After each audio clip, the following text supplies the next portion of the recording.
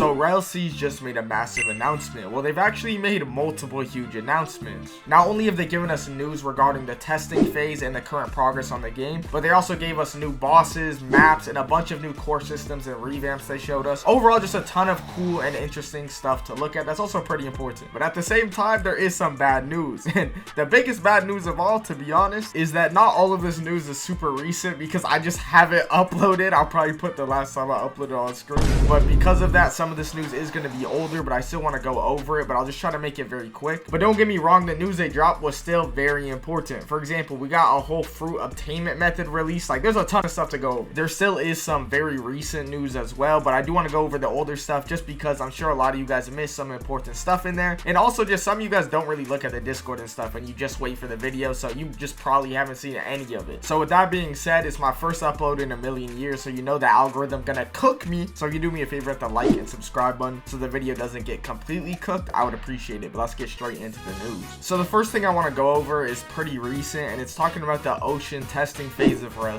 Apparently they're going to be spending the entire month of June specifically on underwater testing, or at least that's what it seems like by the message he put. He said, "We entered the ocean testing phase of RELL. This is one of the most important phases that is directly correlated to progression. We'll be spending the entire month going through all issues. Successful day today with the testers." Now I do want y'all to notice he talked about progression, so hopefully they've also been working on ground and land progression as well. I mean, ideally, if they've also been working on the land part of progression as well, this game really could be pretty close to completion, but they really haven't given us a ton of info on progression overall, so we really can't draw any specific conclusions just yet. But along with this message, he also put some sneaks, and some very good sneaks in my opinion. I'll play one of the sneaks on screen right now, and one thing that's really amazing about how they've done the ocean system in this game is it doesn't feel like, you know, they're just spawning in front of you, and you know, like these fish are just like kind of existing specifically for you. They feel like more natural, like this is a more wild environment. If you look in the videos I'll put on screen in the screenshots, the fish just kind of naturally come by you. I'm sure they're probably spawning somewhat near you. They're probably just not everywhere on the ocean, just because that'd be bad for optimization, I assume. But regardless, it does feel very natural, and that's just really great to see. And when you combine this with the fact that the animations and the models are also extremely high quality, it just looks very seamless and natural and just good. Now, one thing you will notice in these videos is they don't actually have any fish aggroed onto them, so I'm not exactly sure what's going to cause fish to aggro onto you. Simply because there is so many fish, I wouldn't be surprised if most of the fish are pretty passive and don't attack you. But most likely, the further you go down into the depths of the sea, which is like a whole system that I've talked about before if you guys are a, you know, consistent viewer of the channel. But basically, I assume the further you go into the depths,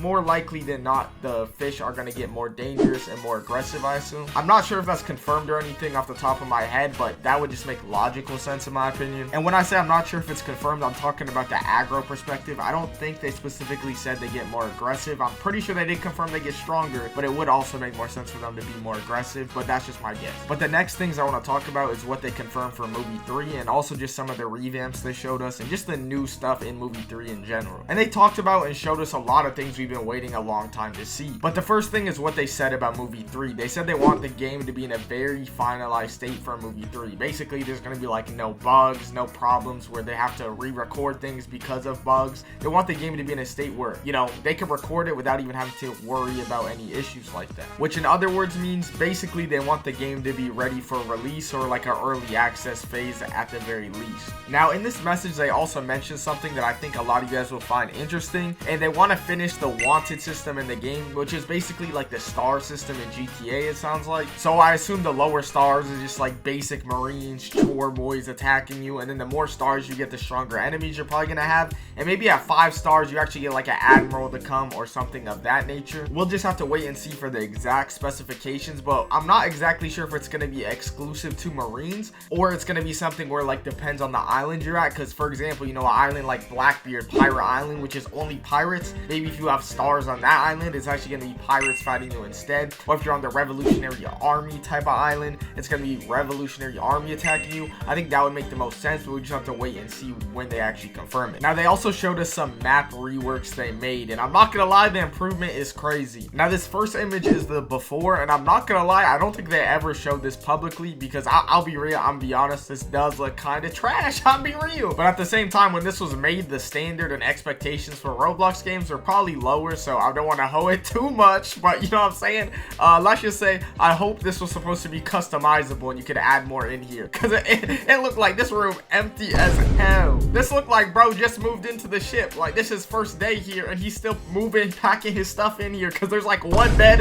a chair, a bookcase, that's it. But looking at the new revamp version, I'll put it on screen, it actually looks very nice now. It's filled up. There's just way more details, like infinitely more smaller details. Like, you see the crates, the lamp, the little like thing, the flag type of things. I forgot what those are called. I think those white things are hammocks or something. Y'all tell me if I'm tripping, but I think that's like a hammock or something. But regardless, you can see insane improvement here. Now, I am concerned about, like, are these just random buildings on the map, or are these in a ship, for example? To be honest, it's really difficult to tell. Let me know if y'all think those interiors were for ships or actual buildings. It is a little hard to tell in my opinion. Now, another interesting thing they did talk about is races in the game, or specifically the mink race and how it relates to the day and night cycle. So apparently in RELL Seeds, there's going to be a 2-hour day and night cycle based on real time. So every 2 hours it's going to switch from day to night, or it's going to be 1 hour day, 1 hour night. I'm kind of confused, to be honest. Let me know what they're talking about. I'm assuming it means 2 hours a day, then 2 hours a night, but it could mean 1 hour per day and night, and then it's 2 hours total. I'm not 100% sure, to be honest. I feel like for a video game, 2 hours of straight nighttime is kind of a lot, so maybe it is 1 hour each. But more importantly, how does this relate to minks? Well, they confirmed that minks are only going to be able to transform while looking at the moon. It doesn't say full moon. It will probably just be like full moon all the time, realistically, because that's how most games are on Roblox. But basically, you're only going to be able to transform and use your Sulong form at nighttime, which is lore accurate to One Piece. But at the same time, this does make mink like a lot worse in the daytime compared to other races. We don't really know that much about all the races in general in this game, but if the other races don't have benefits restricted to only one time of day, you know, it is going to be a pretty big disadvantage for minks. But if they are like the only race for like a mode or something, then at that point it's just a pure benefit. So we just have to wait and see how it compares to other races before we can judge if this is like a big nerf or not. Regardless, I think it was the right decision just because it is lore accurate, and it would be a little weird to people popping Sulong mode in broad daylight. But as I'm sure a lot of you guys know, in RELL Seeds there's no like spin system or anything, so you can straight up pick your race. So let me know what race y'all plan on picking. With the limited amount of information we know, I feel like that the easiest choice off the bat is probably Fishman, just because the depths are supposed to be such a big part of this game, and if Fishman helps with that, that's a big deal. But they showed us some cyborg stuff a while ago that looked cool, and also now we got mink information, and we don't even know that much about Skypean and human benefits, so we'll just have to wait and see. But let me know what y'all are thinking. Now, the next thing is something the RELL brothers have made a very big deal of as of recently, and that's the sound effects in the game and how it makes a big impact, which you're not lying, it really does. I'll play a clip of some of the SFX they showed us, but I'm not gonna lie, this clip shows more than just the SFX.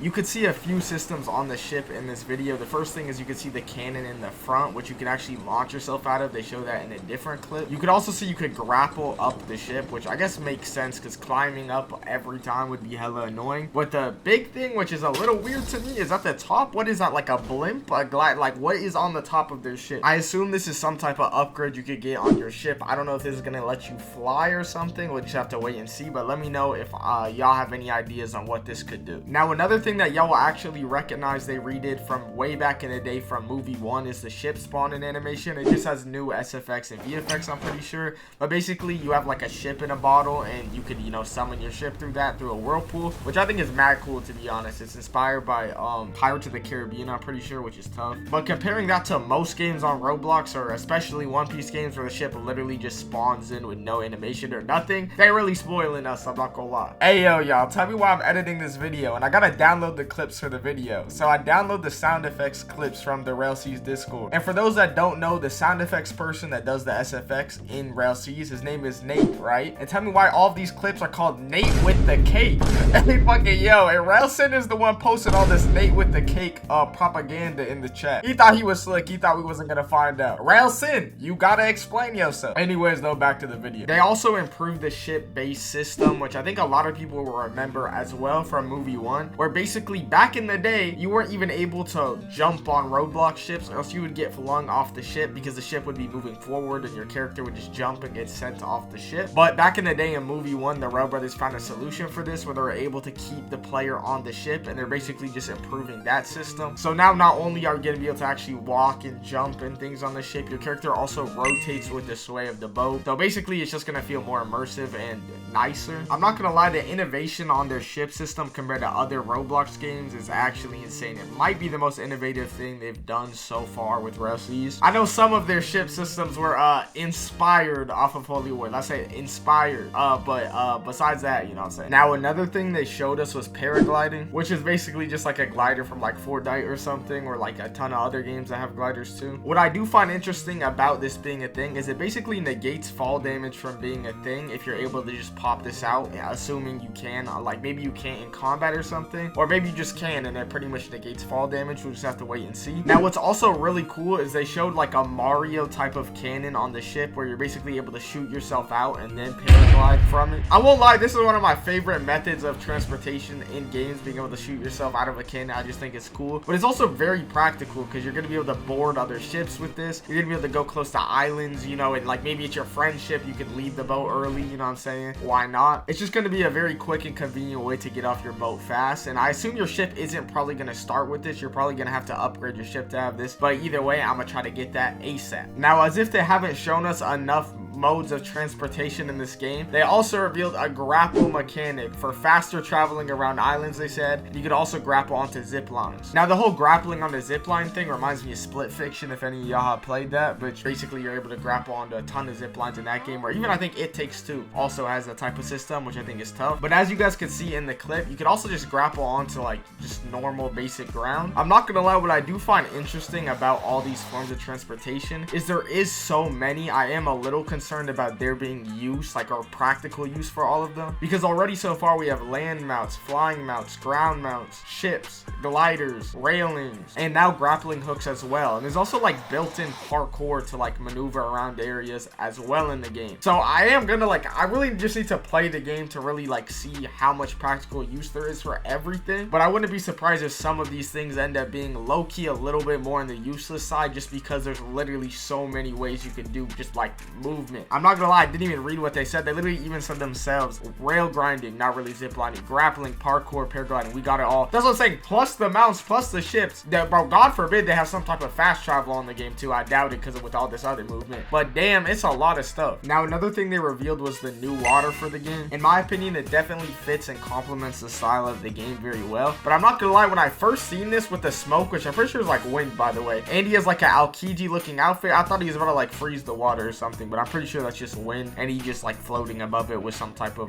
you know what I'm saying, like admin command. Now, some great news that I'm sure y'all gonna love. They're revamping every single boss entrance cutscene. Well, kinda. They're really just adding to it, but let me chill before y'all think the game get delayed for 50 years because they gotta remake stuff. They don't really have to. But let me play the cutscene, and in the cutscene you can see a bounty poster pops up that's supposed to be his. In the cutscene it's just like a RELL logo, but I assume that's just a placeholder. But if you guys seen the One Piece live action, basically this is from that, where like when Buggy would pop on the screen, his bounty poster would also pop up at first to kind of be like a cool reveal, and I honestly like that. I think that's a good system. It will also probably help you understand how strong the boss is going into it, assuming the bounty is like kind of scaled with how strong they are, which is very practical if that's the case, because it would allow you to understand how serious you need to take this boss fight before it even happens. Now, I am still curious about the cutscene they did show though. Assuming this is a cutscene that's going to be used in the game, I mean, I don't know why they would show it if it's not. It's a R6 character using Kirabachi, and I'm pretty sure it's not Arlong. For those that don't know, by the way, Kirabachi is Arlong's sword. I assume in this game Arlong is going to be like a custom rig, like mesh, like the other bosses, like the giants and just a ton of other bosses in this game. So it's kind of confusing why there's a R6 boss also using Kirabachi. Maybe there's just going to be a lot of like custom R6 bosses that just use boss weapons. The only thing about that is it probably means that the boss fights are going to be at least a little bit similar, because they probably have similar skills. But let me know what you guys think about that, because I could go either way. I mean, it's basically just an extra boss, so you can't really go wrong with it, but it might be very similar to the original. Now, another thing they revealed is the new ship customization UI, and probably just the new ship customization system in general, because I assume it is a bit different now. But I'll put the old UI on screen first and then the new UI. Let me know what you guys think. They definitely still have a similar style, but the new one is more like blueprint themed. It's all blue and there's actual blueprints on the screen, compared to the old one, which was more just in theme with the old RELL's UI, which all the UI was kind of like this color. Now, something pretty important I want y'all to pay attention to is you can actually see some of the new ship upgrade systems they have now. If you look on the actual boat, you can see the mortar cannon cannon logo, and that's also in the bottom left on the ship customization screen. They have normal cannons, some other things like the steering wheel, the wood, the flag, which probably affect like your different stats and whatnot, because they also have a ship stats tab. Now the mortar cannon, by the way, seems to be very useful, because I'm pretty sure that's what you're able to shoot yourself out of and glide, but I think it can also be used as like a normal mortar cannon to be used offensively to like hit other ships. Also, if you guys just noticed between the two screenshots, the ships are way higher quality and just they look better overall. The old one still doesn't look bad in my opinion though, so hey, I wouldn't look at you crazy if you like how the other one looks. I mean, no one complained about it when they initially revealed it for a reason. But another system they showed us is an interrogation system.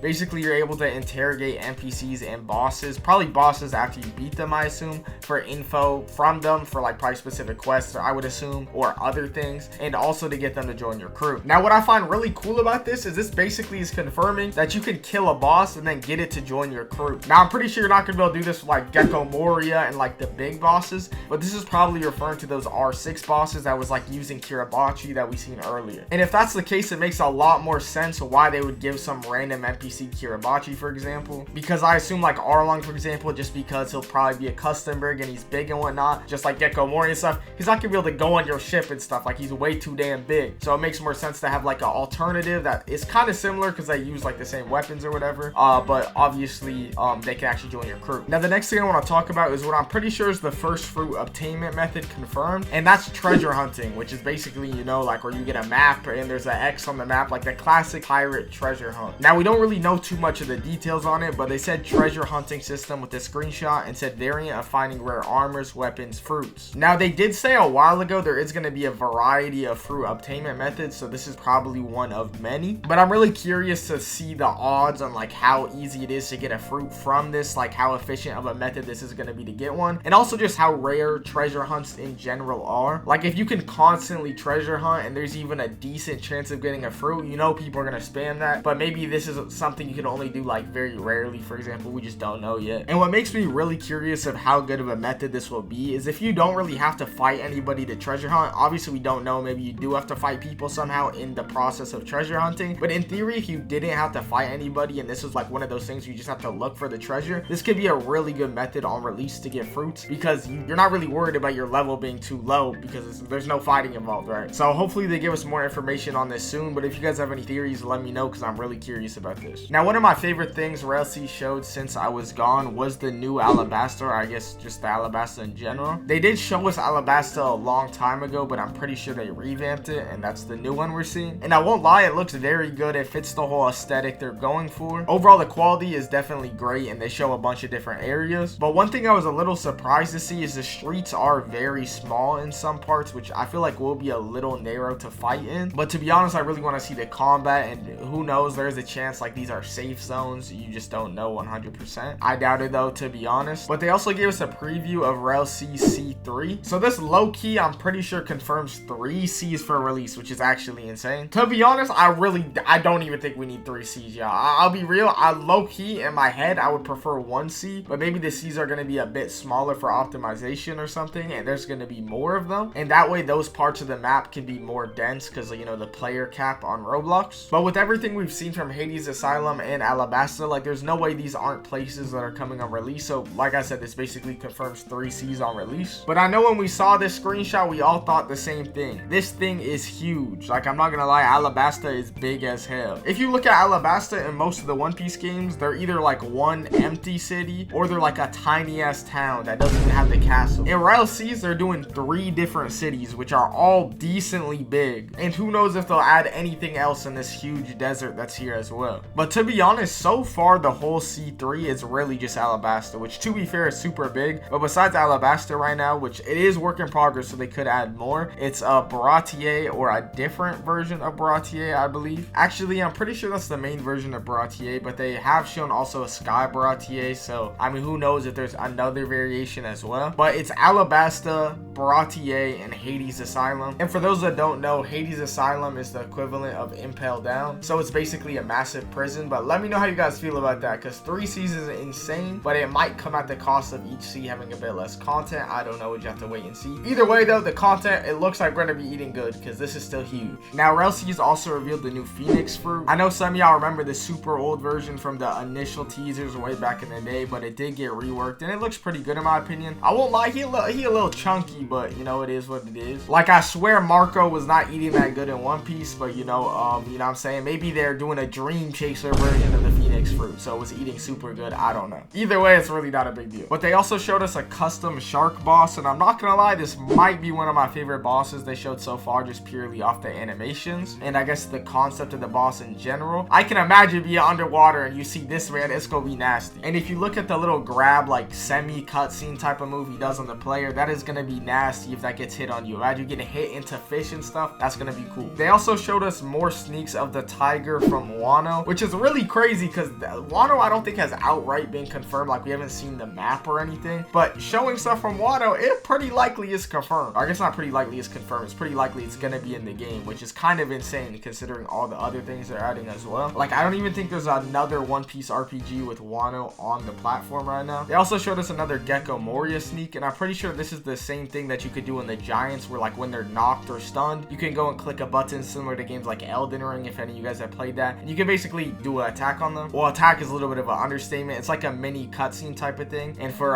Gecko Moria, it seems like you could grab one of his scissors and stab him, which is pretty cool. Now, this chicken animation is crazy. This chicken eats you, right? And then it eggs you out. Is actually insane work. I want to see how that looks in game, like with an actual player getting eaten. Like, how is your camera gonna like TP to the egg? I don't know. I gotta see that. Or maybe it's like a finisher or something and you just die. I don't know. I'm curious. They also showed us their Denden Mushies working in game, and I remember seeing Denden Mushies in GPO in like 2014, it feels like, and being insanely impressed with that because at the time we had never seen it. And I won't lie, they're mogging GPOs. I mean, GPOs is way older obviously, but you could tell that, you know, their modeler put in the work and he cooked on this. It looks just like the anime. Now, they also showed us a hockey clash in the Dressrosa Coliseum. I feel like a lot of people didn't notice is literally the Dressrosa Coliseum. You could even see like the big middle part of Dressrosa in the middle up there, like Doflamingo Palace or whatever it's called. And by the way, I didn't mention it, but I'm pretty sure it's also Dressrosa in the background of the Denden Mushi clip. But unfortunately, in the hockey clash clip, Dressrosa is blurred, and in the other clip, you can barely see anything. The next thing they showed us is some type of angel looking boss. And by angel, I really just mean he got wings, and I assume this is probably some type of Skypiea boss. I wouldn't be surprised to see more custom Skypiea bosses, simply because if we're being for real, Skypiea outside of Enel, most of the villains are very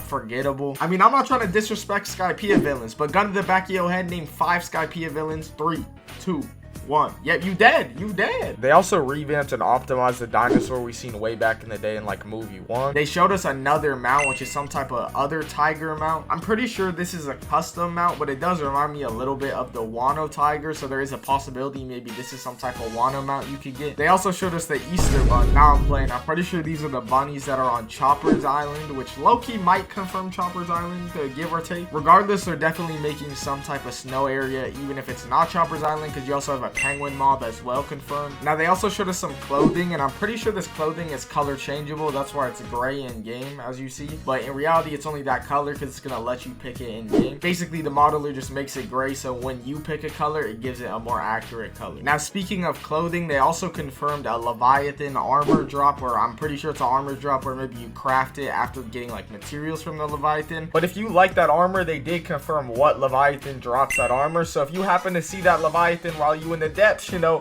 what to do. I'm not gonna lie, y'all, there is a few more things they showed us. For example, they showed us a ton of clothes, but I'll be dead ass with y'all, bro. This video is long as hell. I'm not going over every single piece of clothing. They all look good, to be honest, and they're not like any specific clothing from One Piece, for the most part at least. So I'm not gonna go over all of them individually. Can we take a second to realize how reformed I am? I don't upload a RELL video in months, and then when I do, I don't even go over everything individually. But y'all still gonna say I'm glazing and dragging it, but it is what it is. But because I haven't uploaded a YouTube video in so long, the algorithm gonna push this out to like 6 people, and maybe if y'all like the video, they'll push it out to more. So if y'all do me a favor, hit the like and subscribe button, or just comment something. You could comment like Revolver AGZ is old as hell, Revolver AGZ has dementia, Revolver AGZ 4'11". You know, anything could work, to be honest. You really comment anything. But I appreciate y'all. Love y'all. Later.